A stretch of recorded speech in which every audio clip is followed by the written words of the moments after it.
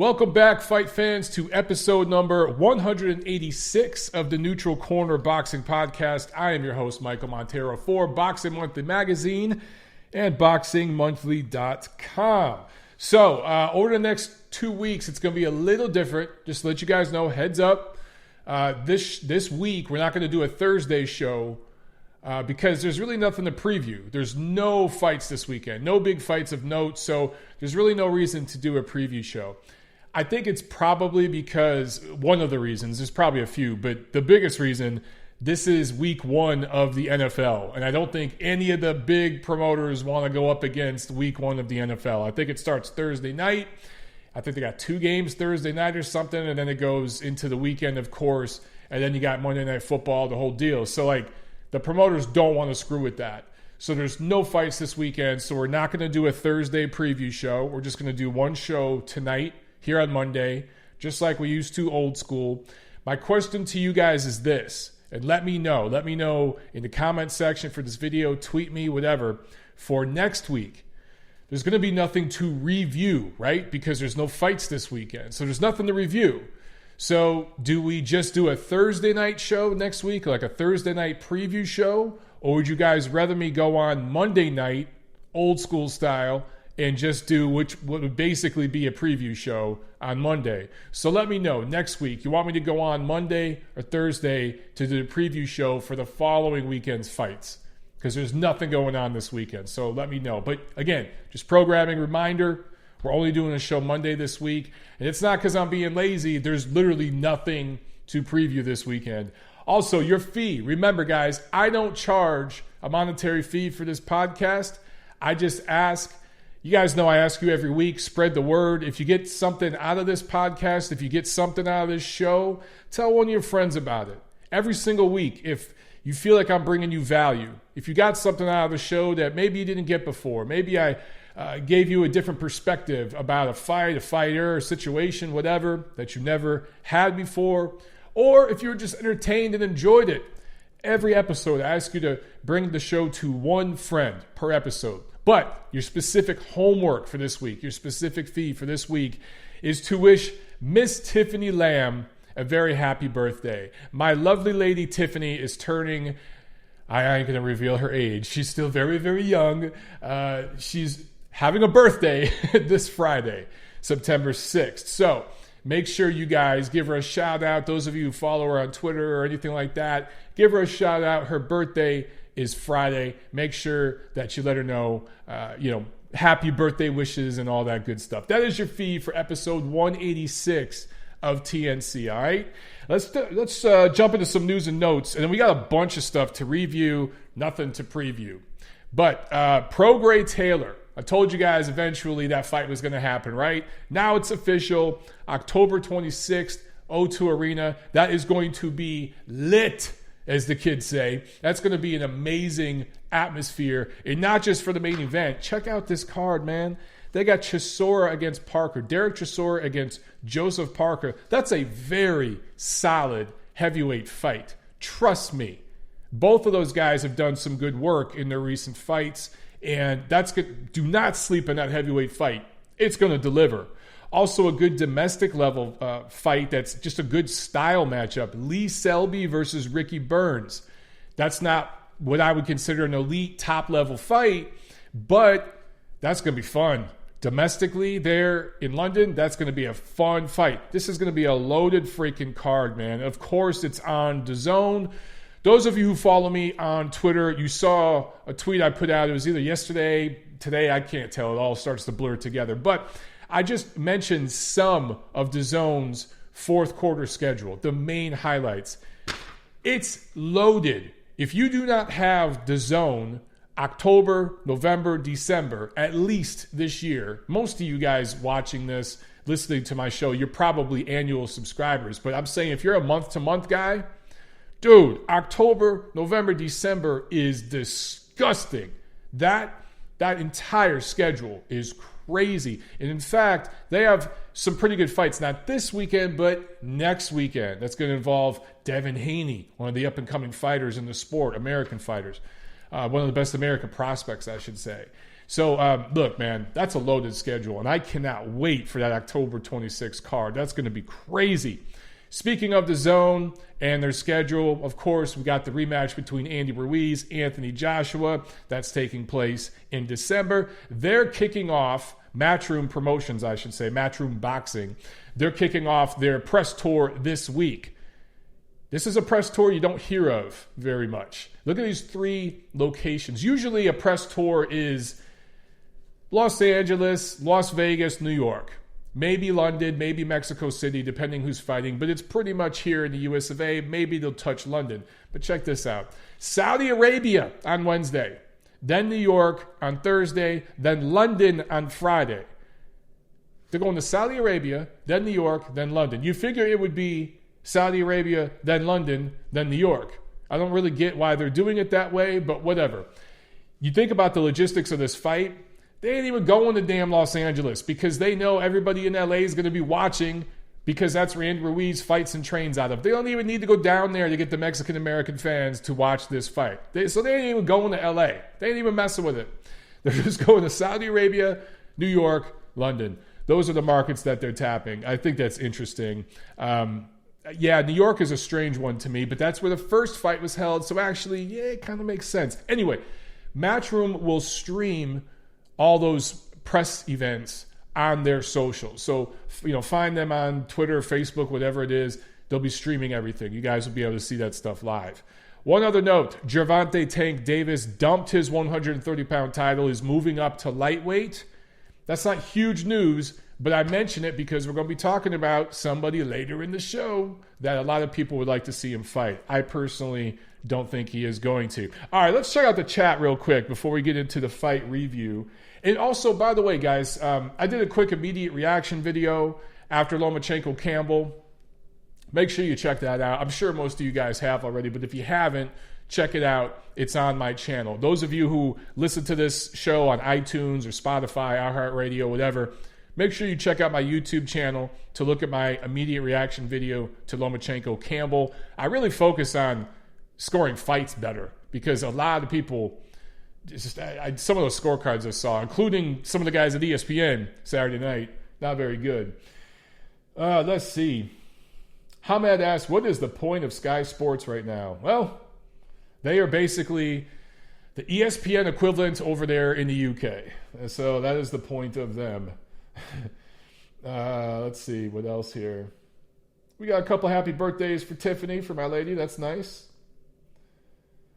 Prime TV says, I don't like that Mexican Independence Day has no big fight.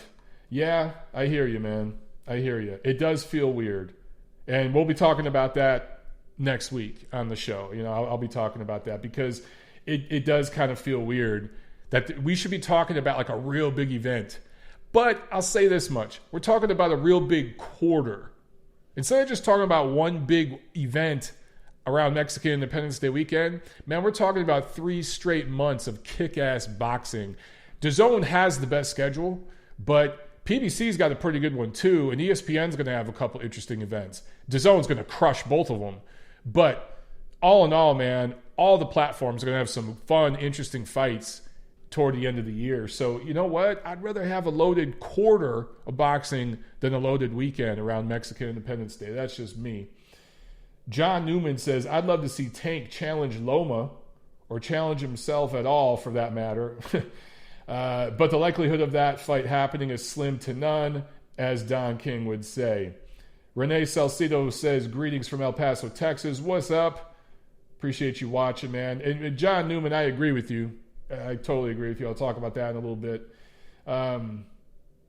Sultan says they did that to press tour schedule to benefit AJ and mess with Ruiz Jr. I don't know, man. I don't know if this press schedule benefits one guy over the other. I will say, you know what? You have a point there. Because if they were really trying to include Ruiz's people, they would make a stop in Los Angeles. So you're right. That press schedule, you know what, bro? That's a really good point, Sultan. That press schedule absolutely benefits Anthony Joshua more so than Andy Ruiz. But I'll say this much, and I've been saying this all along. it doesn't matter who has the titles and who won the first fight. The A side here, the financial A side, is still Anthony Joshua. And Eddie Hearn wants to bring those whales over to Saudi Arabia from London. And if he can get some New Yorkers to go over there that watched the first fight, he'd love that. So how many people are going to make the trip from LA to Saudi Arabia? That I don't know. That's a good point, though, man. Really good point. I hadn't thought about it that way. John Uden asked, does the World Boxing Super Series mandate drug testing within the tournament? I do know that most, if not all, the fighters are doing drug testing. I know that VADA has tested several of the fighters in the tournament. I don't know if it's mandated through the World Boxing Super Series. I don't believe it is, but I know several of the participants have been using VADA. Guys, if you're not following VADA on Twitter, make sure you do, because Margaret's really good about tweeting out which fighters are enrolled. As soon as a fighter or two fighters for their fight enroll in VADA, boom, she tweets it out. And as soon as results come back and everything's good to go, she tweets that out. So make sure you follow them, because you'll see who's signed up or not. She's really good about that. CJ Duncan in the house with the super chat. He says, putting in that work on a holiday, #respect. Thank you so much, CJ. I appreciate it, man. And I'll see you soon, because I know you guys are coming out here to Atlanta. I was talking to Tiff about that last night. We'll definitely hang out, brother. Let's see. There's a couple of cool rooftop bars downtown we'll check out that you guys will like. Brandon Attaway asked, hey, Mike, what do you think of the cesspool? Currently, that is boxing Twitter. The lengths some fans will go to discredit Loma in order to fit their narrative is crazy. He's a great fighter. Dude, it's lunacy. We can say that about almost every fighter, though, about almost every top star fighter. It goes in all directions. It truly does. It's just bizarre. And there are so many people on boxing Twitter. I just call it social, because it's not just Twitter. It's Instagram. It's all of it. But Twitter is different, and it's special. That follow promoters, man. Like they want to fight for the promoter over, like, I get a fan fighting fiercely for their favorite fighter, but now they're backing promoters. You see a lot of people that want DAZN to fail. It's just bizarre. I don't understand it. I just don't get it, man. If you are a fight fan, and again, I don't work for DAZN. I don't get a penny, okay, from ESPN, DAZN, any of these guys. I get paid by Ring Magazine. That's who pays me. I get paid by Boxing Monthly. That's who pays me. If I do a guest appearance on a show or a radio spot or something, I get a little bit of money from that. That's it. I don't get paid by the network, so it doesn't benefit me in any way to tell you guys this network's better than the other. But you pretty much know that throughout the year, I'm like, PBC's crushing it on Fox right now. I might say that at one time of the year, and then later in the year, I might be like, PBC on Fox sucks right now. DAZN's kicking ass right now. That's the way it goes in boxing, right? But you try to look at it over an entire calendar year. Who's being more consistent? Who's giving you the most value for your buck? You guys saw that one video I did comparing the networks. I think I did it, halfway through the year, comparing all the networks and who's charging you what, which fights you're getting, how much it's costing you. And I will finish that. I'll do it after the third quarter. I'll definitely do it at the end of the year to show you guys who in 2019 gave you the most value. I think you know what the answer is going to be, though, man. I don't get some of the hate. It's really, really weird. Cian says, that's why I left Twitter. A lot of deluded people with agendas. I hear you, man. Look, guys, if I wasn't in this boxing business, if I wasn't a part of the biz, I probably wouldn't be on Twitter. I know I wouldn't be on Twitter. And I probably wouldn't even be on Facebook. I use Facebook Messenger to chat with some of my friends and family because I've lived in so many different cities. I've made friends in so many different parts of the country, different parts of the world. That's how I chat with you guys, through like the Messenger or through Twitter. But man, if I wasn't in the business and I didn't have to tweet about fights and shit, man, I'd stay off of Twitter. It's so negative. And man, we got this election coming next year. Holy shit. I may just delete my Facebook or something during that election. It just gets nasty.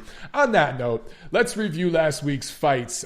Saturday, August 31st. Man, it's already freaking September. Big upset, actually. In Australia, Michael Zerafa TKO 9 win over Jeff Horn. Now remember, this was a middleweight fight. And guys, size matters.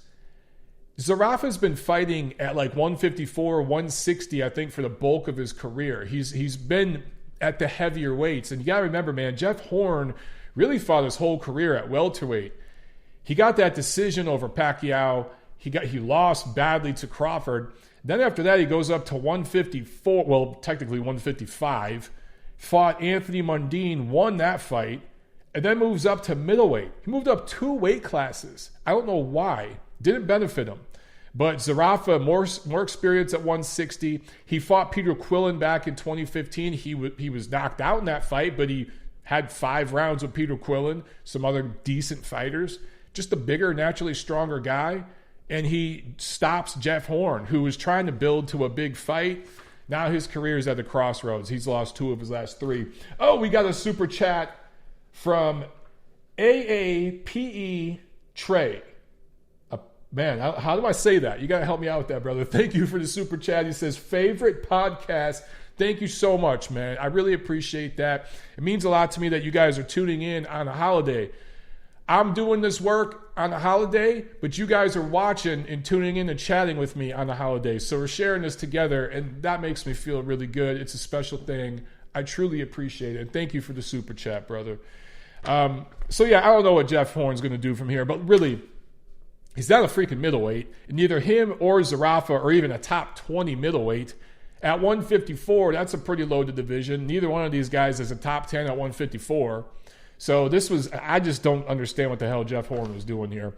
If he had fought a 154-pounder, maybe he wins that fight and it sets him up for, because I think, man, they were targeting, I even heard them talking about like Ryota Murata over in Japan, which you got to think, Australia, the proximity to Japan, that could have been marketable. But, yeah, it's all upside down right now. All right, let's come back here to the States real quick. Minneapolis Armory, PBC on Fox.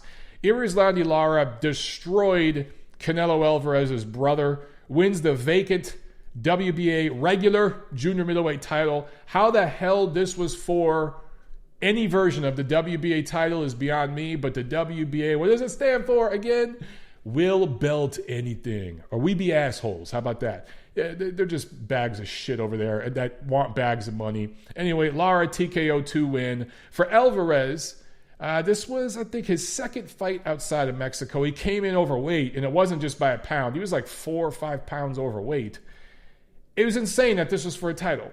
I don't get Alvarez's record, 28-8-3. And I don't make too much about losses and stuff like that. You guys know that. It all depends who you lose to. But Alvarez is not on the level for title contention. He's not that level of fighter. He's a B-level, gatekeeper level fighter. And you saw what Lara did with them. Absolutely destroyed him. So that was it here in the States. Over in London, O2 Arena. Top Rank and Matchroom. Grandpa Bob and Cousin Eddie working together. ESPN Plus here in the States. Sky Box Office over there in the UK. And it was Vasiliy Lomachenko scoring a unanimous decision win over Luke Campbell, unifying the WBC, WBA, WBO lightweight titles. There's only one title left, the IBF. And that right now is in the hands of Richard Comey. He's going to fight Teofimo Lopez later this year, fourth quarter. What do I keep talking about? It's freaking loaded. And the winner of that fight will fight Vasiliy Lomachenko. If there's no injuries, nothing that gets in the way, it's supposed to be around Super Bowl week. So that's going to be fun. So before I get into the main event, let's talk a little bit about the undercard. And I'm going to talk about the commentary a little bit because I'm noticing some things with the ESPN commentary. And I like some of the guys that work at ESPN. You guys know one of my best friends in the world, Steve Kim, love him like a brother. He works over there at ESPN. Bernardo Osuna, who's an awesome guy. He works over at ESPN. Just several awesome people. I like Joe Tessitore. I like Tim Bradley. Some awesome people. But some of the commentary is just getting bad, man. It's almost like they're trying too hard to make things seem more competitive or explosive or dramatic. I'll talk about that in a second. Let's talk about this co-main. Alexander Povetkin wins a unanimous decision over Hughie Fury. 117, 111, 3 times. Now look, I thought this was a close fight. I thought this was a 115, 113 kind of fight. I can't believe the scorecards were that wide, but I also can't believe they were that wide in favor of Povetkin. Those of you who follow me on Twitter, we were kind of watching this fight together on Twitter, and I was tweeting about it. I thought Hughie Fury was going to win. Canada Chris says that fight sucked. Yeah, I probably don't even need to review it, Canada Chris. You pretty much said it. three words. But, man, Hughie Fury never once stepped on the gas pedal. He could have won this fight. He really could have. And you can make an argument that he maybe deserved this decision. He had lost to Pulev, clearly. He had lost to Parker, clearly, before this. He does not like fighting fighters with last names that begin with the letter P. He just does not do well against them. Because it was Parker, Pulev, and now it's Povetkin. This was a close fight. I wouldn't have been mad if Hughie Fury got the decision. I really wouldn't have. And that's what I thought was going to happen. None of the judges were from the UK, but let's be honest here. This was a matchroom card, and Hughie Fury is the matchroom fighter. He's the younger guy, right? Alexander Povetkin's lost a few. He's 40 years old right now. He's clearly lost a step. He's not the same guy. He's on his way out. Generally speaking, in this sort of situation, if there's close rounds, it goes to the guy like Hughie Fury. Not what happened, man. These guys had it.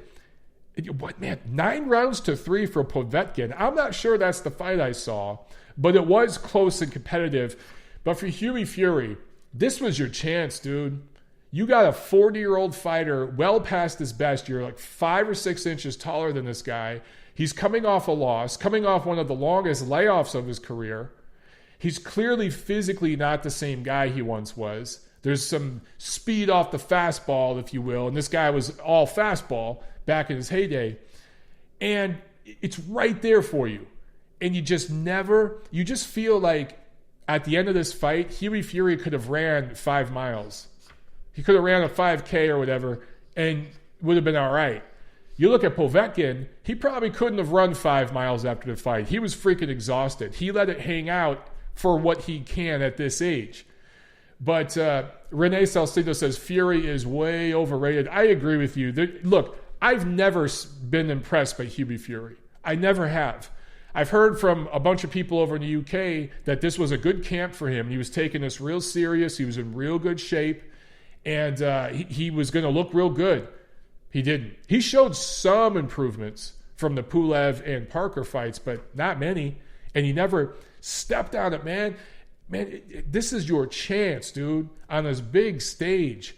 And there was how many thousands? There was tens of thousands of fans there at the O2 for this big event. Lomachenko making his professional London debut. And you stink the joint out.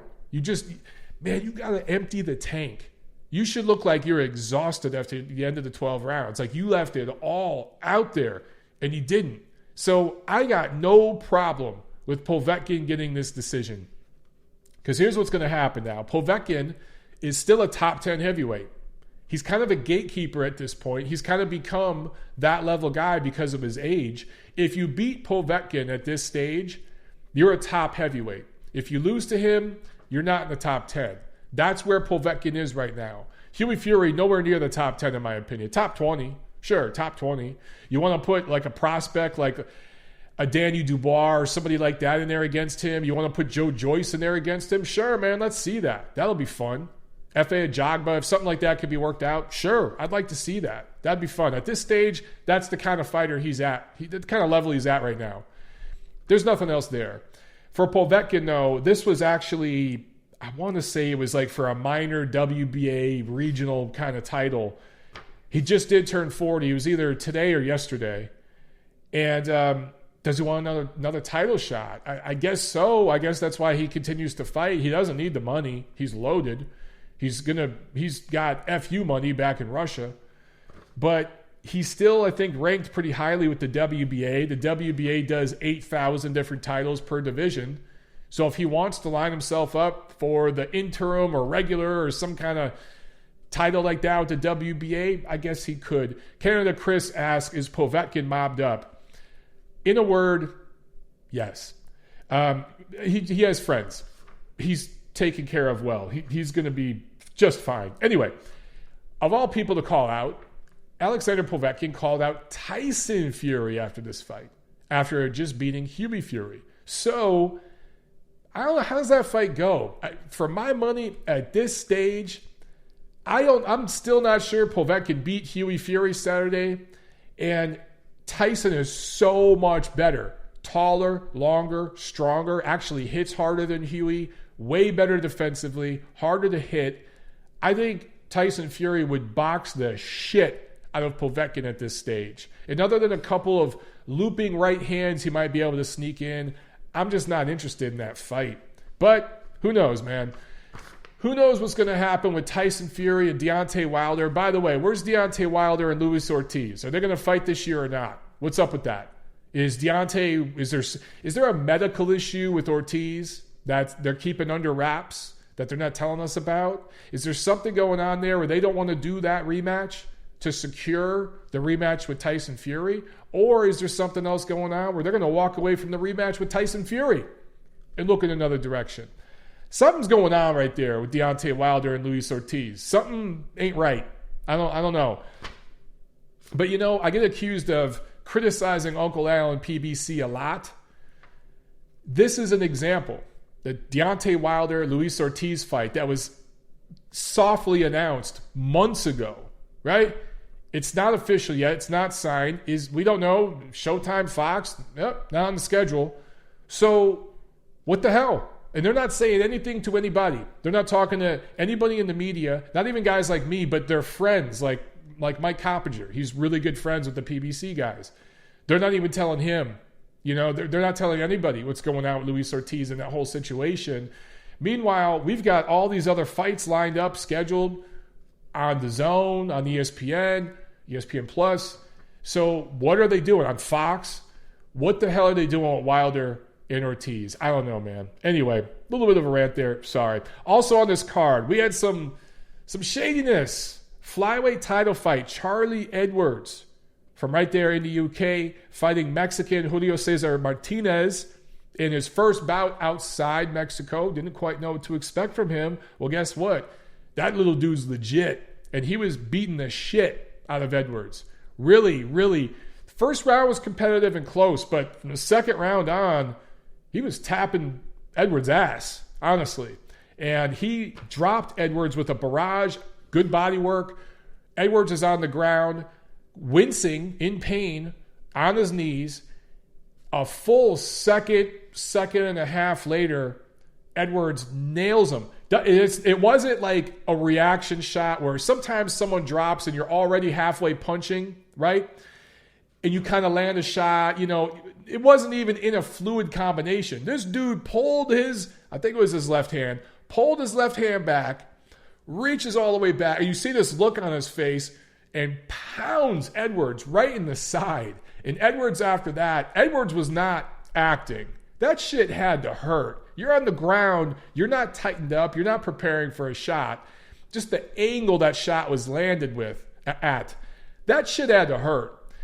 So Edwards rolls over. He's in pain. Somehow the referee, I don't know what the hell drug the referee was on. Maybe he's one of these people that's on all these antidepressants and he's just out of it or some shit.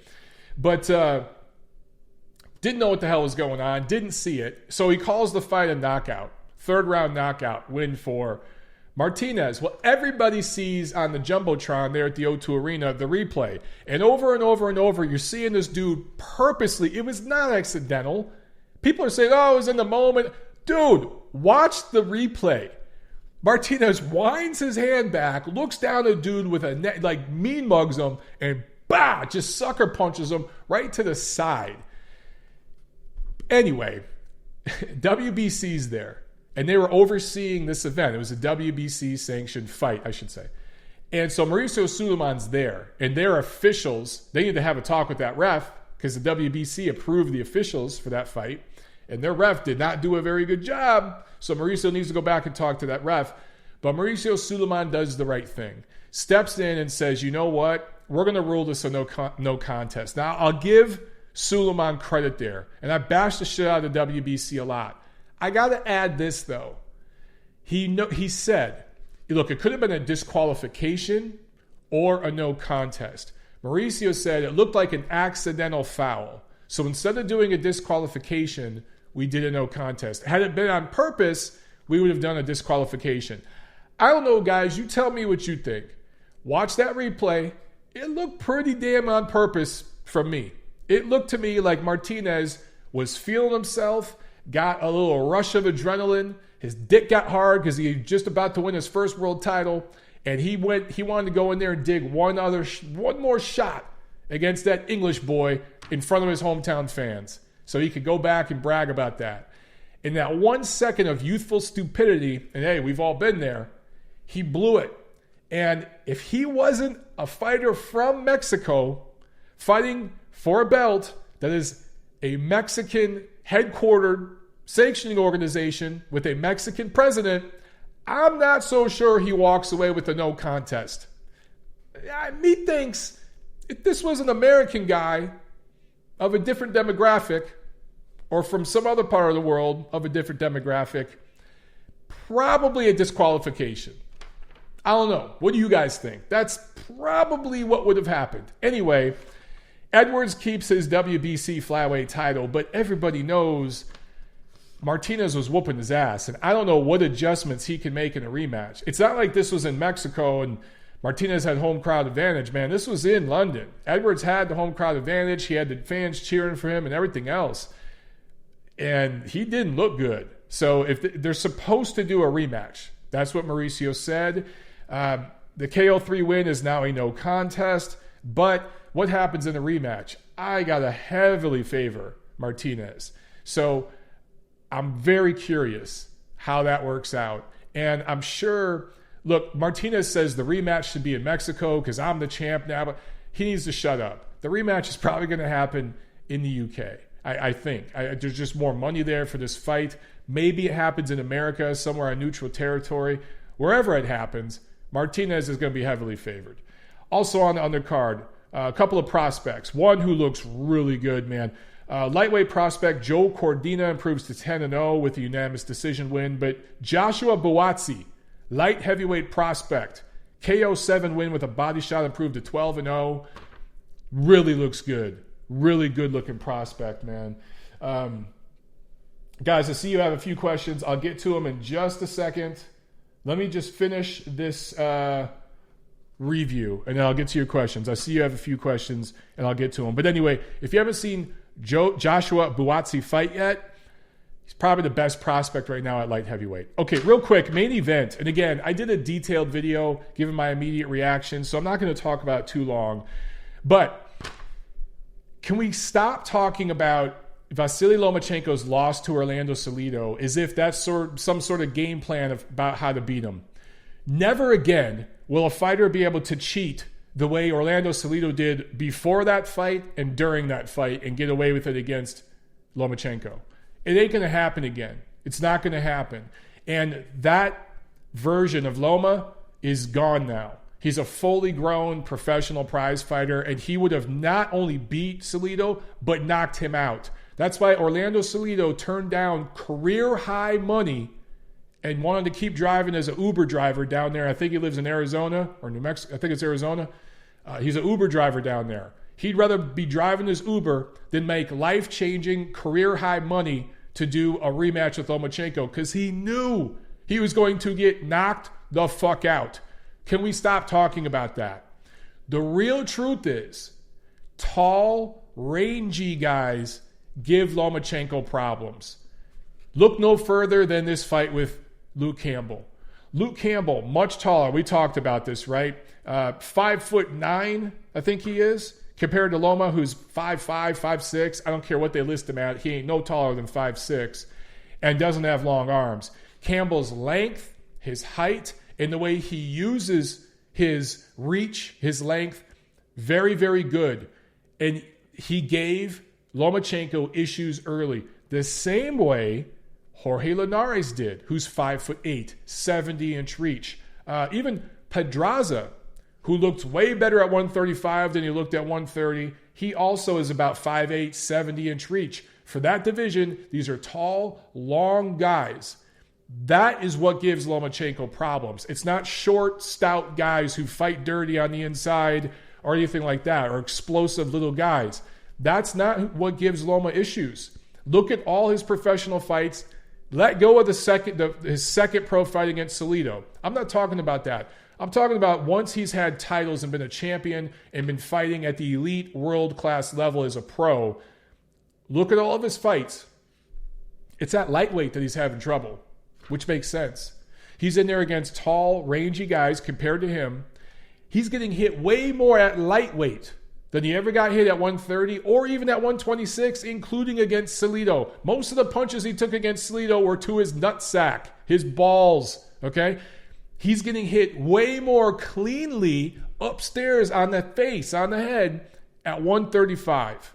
So Grandpa Bob, at the end of this fight, talked about, look, we could go back to 130. We can go back to 126 right now if we really want to fight some of the best fighters out there.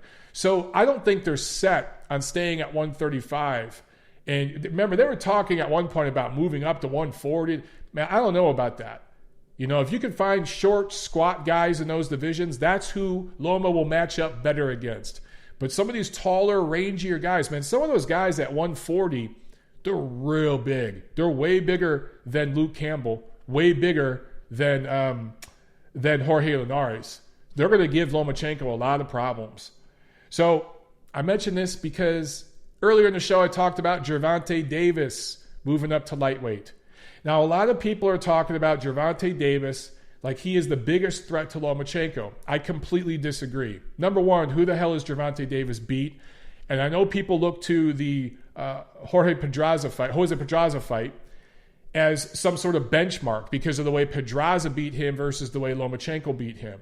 Look, different fights, different styles. Pedraza was at 130. What did he do after that fight with Davis? He moved up to 135. He's looked much better at 35. So you can't judge Davis and Lomachenko just based off how they fought against one guy, especially if it's not in the same weight class on the same timetable. If you look at Davis, he's 5'5". Loma is probably a little taller than Tank Davis, 67-inch reach. So he probably has a little more reach than Loma, but not by much. Punches hard for 130 pounds. Probably the hardest puncher in the 130-pound division right now. However, he's just moved up to 135. How does he punch at 135 against elite-level fighters? We don't know because he hasn't done it yet. Is he going to carry that power up? Now look, if he does, if he's more powerful and more explosive at 135, okay, then that's a different discussion. But we don't know how he's going to look yet. We haven't seen him at 135, and we haven't seen him consistently against elite top-level opposition. He fought one guy, Pedraza, at 130. That was it. So I'm not convinced that Gervonta Davis is going to be this crazy challenge for Lomachenko, right? And he's the guy that's going to dethrone him. I'm just not seeing that yet. If you look at the blueprint, quote unquote, the guys who have given Loma issues, it's been tall, rangy guys that work with straight punches, long straight punches. That's how Linares dropped him, with a nice straight right hand as he was coming in. Luke Campbell's a southpaw. He landed a couple straight left hands on him. So Gervonta Davis really doesn't punch like that. He throws looping shots on the inside, and he doesn't have the best footwork on earth. He's an explosive guy, but Loma's footwork is crazy on another level compared to Tank Davis. And at 5'5", 67-inch reach, I just don't know if he's the package that's going to give Loma issues. He would represent one of the more younger and explosive opponents, though, for Lomachenko. So, of course, I'd invite the fight. I'd love to see it. But we all know that Gervonta Davis and really his promoter Floyd Mayweather, they have no interest in fighting any of the top guys. They've talked a bunch of shit. It's never happened, right? They were supposedly talking with Devin Haney. They were offered career-high money, career-high payday, life-changing money for Gervonta Davis, and turned it down. They said, oh, we don't want to fight on DAZN. Leonard Ellaby gives this stupid reasoning. We don't want to fight on DAZN because that's an app, and we want to fight on TV. Nobody has that app. What an idiotic thing to say. You're a prize fighter. You go for the money. Because next year there'll be a situation that pops up and Leonard Ellerbe will say, we're doing this because we're prize fighters or we're going for the money. That's what we're supposed to do. He'll contradict himself. Don't fall for all the bullshit promoters say, guys. And they all do it. All of them do it, okay? But don't buy this shit. I just think that Tank has no interest in fighting anybody legit. I just don't see it. Anyway, Richard Comey, tall, rangy. I think he could give Loma issues. Teofimo Lopez is a little smaller than Comey, but he's a lot taller and longer than Gervonta Davis. So both Richard Comey and Teofimo Lopez, whoever wins that fight, I think gives Loma a tougher fight right now, based on what we've seen, than Tank Davis does. But I'd love to see him fight any three of those guys. So anyway, that's it for the review. As far as what's coming up this weekend, maybe there's a card Thursday, September 5th from LA that will be on ringtv.com. I seen it on the schedule. Azat Hovhannisyan was going to fight Franklin Manzanilla, 12 rounds junior featherweights. It's not on BoxRec, but it's on the schedules I get. So I don't know. Some of these cards on Ring TV, they don't do a good job of promoting them and getting them out there, letting you know there's going to be fights because it's not always on the schedule. Anyway, Saturday, September 7th, in the Philippines, there is a strawweight title fight for the vacant IBF minimum weight or strawweight title, 105 pounds, tiny little dude, Sammy Selva and Pedro Taduran. That's it, guys. That is it. All right, let's get to some questions. Run them up, guys. Run these questions up. We'll go through a few of these, and then I'm going to go eat dinner because I'm starving because I've been working my butt off all day in the yard. Let's see. What do we got here? Joshua Wilder, he says, Comey has a better chance than Tank to beat Loma, in my opinion. I agree. Footwork isn't that great for Comey, but I just, body style, it just matters. John Newman says, Davis is shorter and with a 1 centimeter reach advantage over Lomachenko. Tank has a puncher's chance to beat Loma. I agree. He also says Comey's footwork isn't good enough to challenge Loma for more than a round. I don't know about that. Height, strength, those things matter. Oh, Fred Me Stats with the super chat. Thank you very, very much. Pledges a super chat and says, just appreciation for your time. Well, thank you very much, man. I appreciate you. Thank you. Muscle Memory says, good review. Appreciate that. Canada Chris says, who invented Pensy weight? What is Pensy weight, bro? I don't know what that is. Yeah, a few of you guys, I'm just looking here in the chat. I think most of you guys agree with me that Tank doesn't beat Lomachenko. Look, I'm not saying he doesn't have a chance. Of course he has a chance. He could strike lightning. He could land something. I just think that Lomachenko is going to see everything coming. You guys think, okay, watch the Luke Campbell fight again. Watch the first few rounds. It took Loma a few rounds to figure out how to get inside. It really took him a few rounds to just learn how to do that. Against a shorter guy, man, he's going to counterpunch the shit out of Tank, and Tank's going to be hitting a lot of air, and he's going to tire out. That's just what I see happening. We got another super chat from John Uden. Thank you very, very much, John. I appreciate it, brother. He says, why didn't Manny ever look to avenge the Horn loss? Great question, man. So a lot of that came down to promotional issues. I think at one point they were looking at doing a rematch, but Manny had senatorial things going on. The timeline wasn't right for him. And then there was another time they were looking at doing it where Horn didn't want to do it. And then eventually what happened is Pacquiao left Top Rank and went over to PBC. And PBC is not going to put him in there against Jeff Horn again because they want to put Pacquiao in against their own guys. That's why they brought him over there. So really it just came down to timing and promotional issues.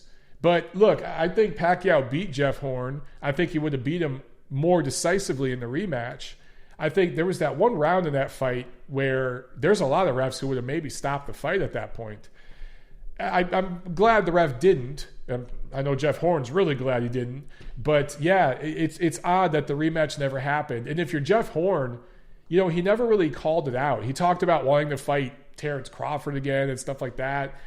He should have been calling Pacquiao out. Maybe, yeah, that was another thing too. At one point, they were talking about it, and Horn didn't want to go back down in weight. So it's just one of those things that just didn't work out, man, which is kind of odd. It was just this weird one-off in the career of Manny Pacquiao, and he's had a couple of those. Just off nights where the story was just odd. That first fight against Timothy Bradley, which everyone thinks he won, but he lost on the cards, and nobody could figure out why.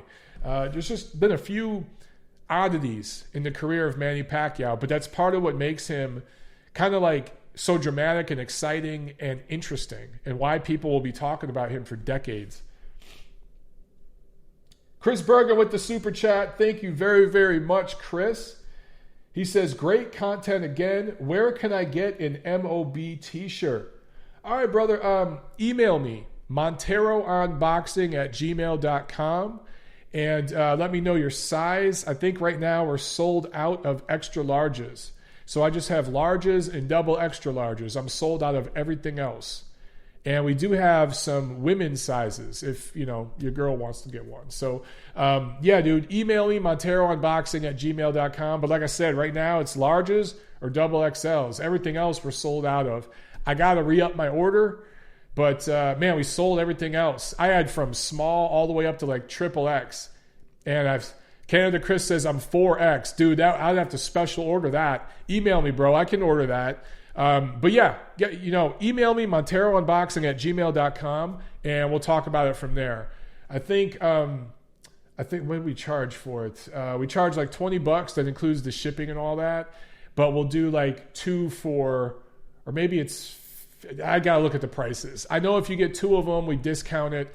If you're not in America, I got to charge a little bit more for shipping. But it's either $15 or $20. Email me, and I'll let you know.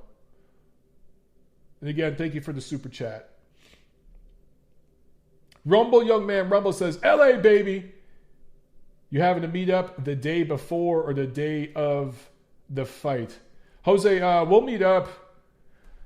We'll definitely meet up before the fight, man. Because I'll be there all fight week. And just depending on how the schedule goes with some of the things I got to work out, I might be doing some things for Ring TV while I'm there. I'm not 100% sure yet. But we'll definitely get up, man. Especially if you're staying downtown. There's a bunch of bars. So we'll meet up. It's going to be great. Canada Chris asking, where is Chocolatito? ¿Dónde es Chocolatito? No sé. I don't know. I don't know where the hell he's at. I know I don't particularly want to see him fight again. I just don't. I think he took a lot of punishment moving up in weight. And I know that there were visa issues and things like that. There were injuries. So there were some issues keeping him from coming up here to fight when they had something scheduled. But I'm glad it didn't work out because he took a lot of punishment. And that knockout loss, John Newman says, in Nicaragua, living like a boss. Yeah, he is living like a boss down there. But that knockout to Rungvisai that I saw in LA, man, it was one of the last big cards I covered out there. Whew, that was just brutal, man. Brutal. I just don't want to see that shit again. James Tucker says, FYI, Mike ships to Canada. James knows what's up. You guys are funny. Usyk's opponent, Biggie Malls. I love that name. Usyk's opponent, it's probably going to be this kickboxer dude. I can't even think of his name. Guys, they've had a lot of trouble getting an opponent. They've given offers to several different guys, and they've been turned down. They're really having trouble getting an opponent for Usyk. But there's this one kickboxer guy who I think has a preliminary fight coming up, and should he win it? Tyrone Spong, that's his name. MB just said Tyrone Spong. It's probably going to be him. But look, I've said it's probably going to be a few different guys now. So, but yeah, dude, he's having trouble finding a guy that will get in there and fight him. Whoever they get in there, it's going to be last minute. And it's probably not going to be a name that you guys like. Sorry. Wow, Nurkin Akhtayev. Nurkin Akhtayev. I hope I'm getting that name right with the super chat. I think it says from Hong Kong, bro. Are you Super chat and watching from Hong Kong. Thank you very, very much, man. I appreciate that so much. And I hope I got your name right. He says, hi, Michael.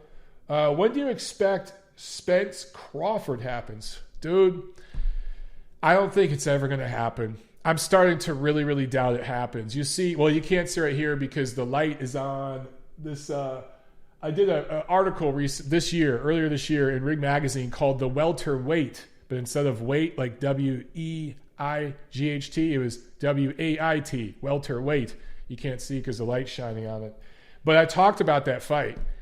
It'd be a historical welterweight fight. It would be this generation's Hearns-Leonard. It really would. I don't know if it happens. And if it does happen, it's not going to be at 147 because I think Errol Spence will not be able to make 147 much longer.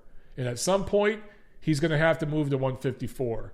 And if Crawford really wants that fight, he's going to have to follow him to 154. And he does not belong in that division. He's not even a big welterweight. He's really like a 140er who's bulked up a little bit. But Crawford could probably make 140 if he really tried right now. He's comfortable at 47, but at 54. So maybe 2 years from now. So maybe 2021, somewhere around there.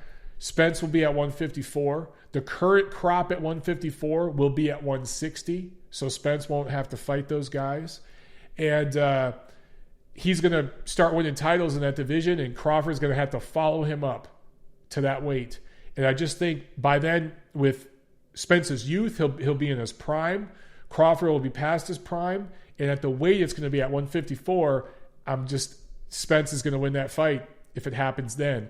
If it happens today at 147, I think Crawford wins that fight by decision. But when it finally does happen, 2021, something like that, yeah, bro, it's probably going to be at 154, and Spence is probably going to be, it's going to be the perfect timing and weight for Spence, and he's going to win that fight. That's how I see it happening, just business of boxing, that's just how I see it happening. Canada Chris says, Usyk versus Spong, really? That's what a lot of people are saying. But dude, they've tried to get opponents. It just hasn't worked, man. It just hasn't worked. Tony Ayo says, Jeff Horn lost to a male stripper. Yes, a bigger, stronger male stripper who can punch pretty good. Yep. Knowledge Son says, nobody beating Spence until he slows down. Yeah, but I'll tell you something, man. Sean Porter is taking this fight seriously, and he's going to give Spence his toughest challenge to date of his entire pro career. Do not sleep on that matchup, guys. Spence Porter is going to be a fun fight. And Porter is going to push him more than any other opponent has pushed Spence thus far. It's why I'm so interested in that fight. Biggie Malls asks, what's the white paper over your Triple G article? Oh, that's not a paper. This thing you're seeing right here? So I got two lights over here. They call them soft boxes. And that's shining on, and you're just seeing that reflection. Oh, we got a super chat from undefeated prospect Levante Early out of Charlotte, North Carolina. He says, ready for the 21st. Hope to see you soon, big dog. Guys, Levante is the fighter I've been telling you about. Prospect, 140-pound prospect out of Charlotte, North Carolina. He's got a fight coming up.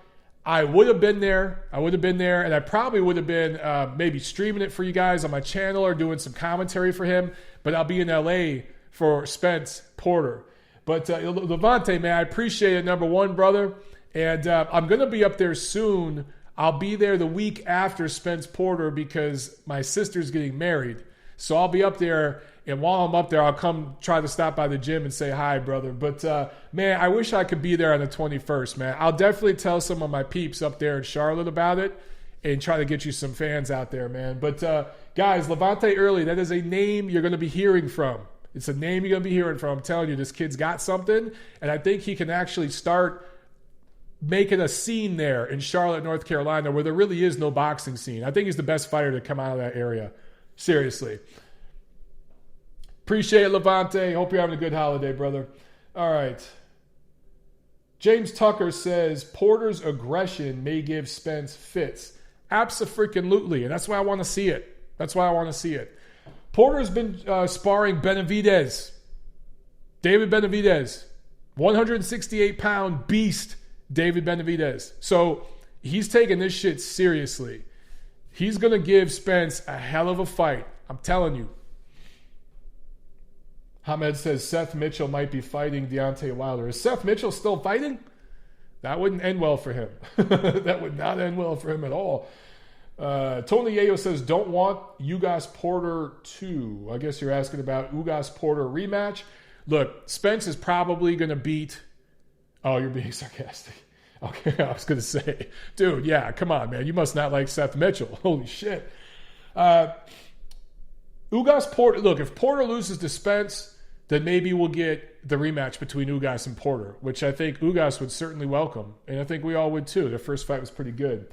All right, guys, that's it for this week, man. I know it's a slow weekend, but you know what? There's nothing wrong with that because we got a loaded schedule coming up. It's going to be great.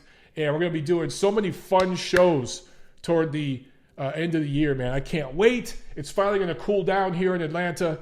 So, look, make sure you smash the like button. Make sure you follow Levante Early on Instagram. Make sure you follow him on Instagram. He has a great Instagram. Post a lot of stuff up there. Watch that kid's journey as he grows. Levante Early. Check him out on Instagram. Follow him. And also, give Tiffany happy birthday wishes this Friday, all right? Those are your fees for this week. I'll see you next week. Let me know Monday or Thursday next week when you'd rather do it, all right? I'll see you at the fights. Peace.